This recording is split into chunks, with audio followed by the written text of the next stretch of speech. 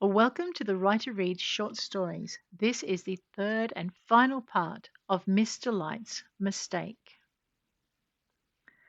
You can run, Gerhard said, but it won't do you any good. The conjunction is about to start, and they'll arrive soon.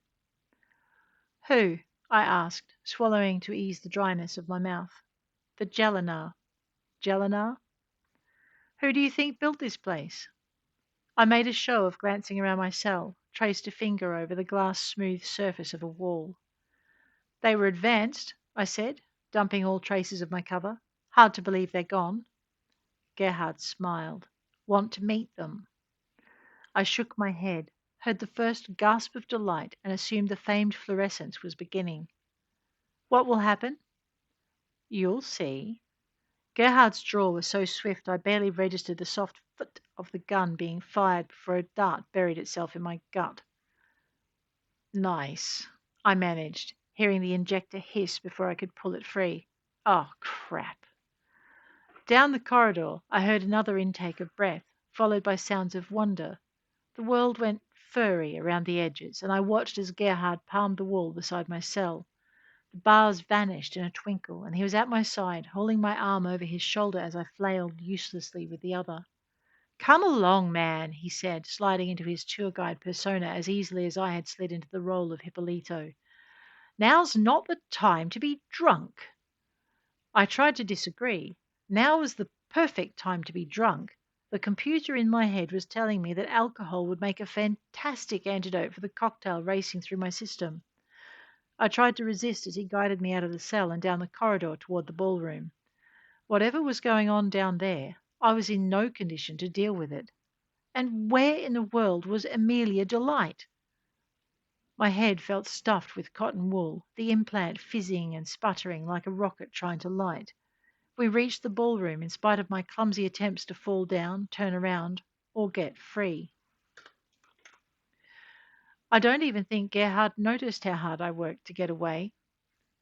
Take a good look at this, he murmured, pausing where the tunnel exit led to a broad expanse of cavern. I took a good look and wished I hadn't. Alice's cats existed. They were filing into what looked like a series of balconies built all around the edge of the ballroom's walls. Huge waterfalls of rock had slithered down from the ceiling in smooth flowing arches, carpeted with lichen. Crystals embedded in the walls glowed with an eerie radiance, and the lichen danced before my eyes, without leaving the calcite rivers to which it was attached. My stomach churned. Small explosions of pain began low in the back of my head and started marching themselves over the center of my skull to burst along my forehead. I gasped. Watch, Gerhard instructed, placing a hand under my chin as the cats began to sing. I watched, surprised to find their yowl more musical than discordant. I saw one of their number drift off the balcony surrounded by an aura of light. Strands of light reached out from the lichen cascades, and the tourists gasped again. Another cat followed the first, and then a third and a fourth, and I noticed how the golden bronze of their fur took on the color of the light. Cameras clicked and flashed, and cell phones were raised to capture this spectacular sight. The cats grew bigger as they descended, and I fought to establish whether it was because the balconies were that high up, or because they actually were getting bigger. Balcony height, I decided, noting how long it took them to descend. Gerhard dragged me forward so I could see them touch down on the round dais of rock on which the tour group was standing and staring in unabashed delight. Not a single security guard, archaeologist, or Johornak camp staff member were among them. Damn it, where are you, Mr. Light? The electronics in my skull fizzed and lightning sang through my brain. I felt my knees sag, heard Gerhard curse as he struggled to hold me upright. One of the cats looked toward us and wrinkled its nose, its mouth curved in a grin, showing fangs. I stared at it, but it dismissed me with a flick of its tail and looked back at the gathered tourists. Another cat descended from the balconies to join those already on the platform. As soon as its feet touched the stone surface of the dais, the singing stopped. The tourists held their breath, and I did too. Whatever this was all about, why ever my sister had disappeared, this was it. All around the ballroom, the crystal light intensified and the lichen fluoresced with an intensity that made the stone waterfalls shudder. More sounds of happy admiration echoed around the chamber. Pools of light ricocheted from the ceiling and walls to coalesce in multicolored pools in front of the dais. Shimmering columns of sparkling motes rose above each pool, and the cats stepped forward as one. And as one they rose on their hind legs, their bodies stretching into humanoid forms, their muzzles elongating, eyes hiding beneath deep ridges of bone as spikes formed a crest from the crown of their heads to the tips of their tails. Their scales glowed in iridescent bronze touched with rainbows, and beauty emanated from every pore. The tourists gasped, holding their phones aloft, filming with more powerful cameras, snapping pictures in a barrage of flashes and clicks. One of the reptiles raised a hand and pressed its fingers to the base of its throat. "Come," it said, and extended its other arm toward a slender socialite who held enough qualifications to command her own starship, if only she would forsake her fortune. I tried to protest, but my voice came out as a croak. I tried to raise a hand, and the movement caught the socialite's eye. She looked at me, then glanced back at the creature that beckoned. She looked at me once more, and then she screamed. I didn't understand. Why scream? The creatures were beautiful, their civilization obviously advanced. They'd offered no threat, and yet she screamed, refusing de Jelenar's touch. Her terror elicited the same puzzled response in her companions. Some glanced at me. Some stared at the socialite as she backed away from the dais and its occupants as fast as she could scramble. Some kept filming. Others stood, adoration on their faces. Even the reptiles seemed puzzled by her reaction, exchanging uncertain glances as she continued to shriek. Whatever revelation she'd had, I did not see it, but I did hear Gerhard cursing under his breath, his words containing a sibilance I did not associate with humans. Another of the reptiles caught the gaze of an older man and extended its hand, palm up, claws gleaming in the light. The man smiled at it and took an uncertain step forward. Again I raised my hand in protest, and again he caught the movement and looked toward me. And then he stopped moving, and his face changed from awe to fear. He clutched the old woman beside him and began to drag her away. He did not backpedal, he did not scream, and he did not run. He took his wife's hand and he towed her away from the creature that had called him, away from the light and wonder. And when he was far enough away, he tucked her under his arm and kept moving, out of the ballroom, toward the entrance of the dig. Others followed. Every single one of those who had looked in my direction and then looked directly back at the handsome reptiles fled. Some grabbed whoever was standing closest, and some just took themselves. Gerhard unlooped my arm from his shoulders, pushing me away so that I stumbled, barely able to keep my feet. I caught myself on the wall and froze, unable to move for a long moment as my world shuddered and dipped from darkness to light. The pain in my head spread across my skull like a too tight hat, and my hair felt as if it didn't belong in my scalp. My skin burned. In the background, I heard Gerhard babbling, "My lords, I'm sorry. I don't know what is happening."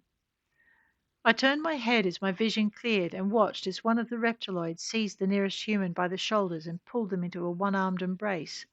I saw its other arm pull back and drive forward, hearing a wet squelch as claws met and tore through flesh, heard the muffled cry as its victim began to smoke. "I don't understand how they knew," Gerhard said, his words racing over each other in an attempt at exoneration. "What do you want me to do?" One of the creatures replied with a series of gutturals, each syllable slamming itself into the matrix in my skull, each word untangling in a jangle of electrical spikes that made the meaning painfully clear. If I stayed in this chamber, if Gerhard or the cats, those spectacular cats, or any one of the shifting creatures caught me, I was worse than dead. For the reptiloid who had hugged one of my fellow tourists close to its heart had dragged its victim back into the light, and the light had shifted around it. Its head spikes disappeared into a thatch of thick blonde hair, its muzzle vanished, as did its tail, and when it stepped clear of the light once more, it looked as human as you or I. It said something to Gerhard, then glanced from the exit the tourists had taken to the exit where I stood leaning against the wall. Dipping its head in a display of deference, it spoke to the leader, leaving Gerhard speechless. I did not wait to hear the response. I pushed off the wall and ran, and while I ran, I wept. I wept for my sister, for the four hapless tourists who had stood enthralled by the show, not letting me or anything else distract them, and I wept for myself. And while I ran, I tried to open a link to Mr. Light. To my surprise, she answered. Turn right, she ordered. No, your other right. Damn, now what was I going to do? Fine, fine, okay, stop. What the hell have you got in your system? Before I could answer, she had riffled through my recent memories and found the point Gerhard had darted me. Well, that's a problem. You're telling me, I wanted to say, but I was feeling sicker now. Neither drug was wearing off, and I was having trouble coordinating my legs. You might as well stop running, she said. It's right behind you. But I don't want to. Shh. You're away from the light now. This far out, I think it can only kill you. But don't be such a baby. I found out what happened to your sister. What? It was all the question I had time for as razor sharp claws dug into my shoulder and wrenched me around. You! I could understand the creature now, still thought it beautiful. Me what? I asked. You broke the ceremony. I. It lowered its muzzle to within inches of my face, curled its lip back, and inhaled. You even smell like her. Her? The other who escaped. She did? You will not be so lucky. How did she escape? You will step into the light with me. No, but whatever else I wanted to say was lost in the sudden burning pain as it drove its hand into my belly and opened its claws. I wanted to say more, tell it to stop, to plead with it to stop, but I couldn't find the breath. I wanted to tell it that I thought it needed the light, and then I realized it was already dragging me back toward the ballroom with its refracting crystals. I thought you said I was too far away, I whispered to Mr. Light. I thought you said. But as I tried to say it again, the light grew brighter, and I sensed the corridor open into that magnificent chamber. My mind didn't want to know what was happening, and it couldn't block what my body was saying, so it shut down, and I don't know what happened next. Except that we didn't make it to the light, because I woke up in a regen tank, with Mr. Light sitting on the other side and grinning like a Cheshire cat. I saved you. Again, she said, looking far too pleased with herself. And I found your sister. The joy would have to wait, because I wanted to know what had happened. I needed to know I hadn't become one of the creatures standing in the light.